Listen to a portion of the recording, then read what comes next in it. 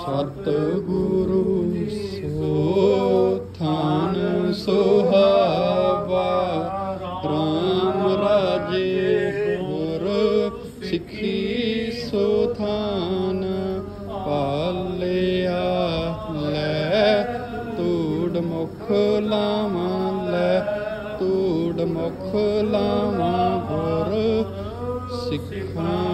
की काल आए पई जिन हर नाम ते आवा जिन हर नाम ते आवा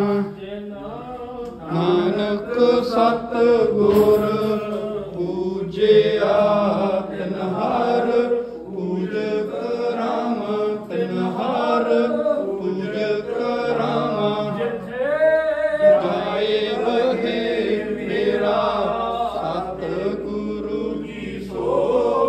आन सुहावा राम राजे आन सुहावा राम राजे वाहिगुरु सतनाम वाहिगुरु वाहिगुरु जी का खालसा वाहिगुरु जी की फतेह।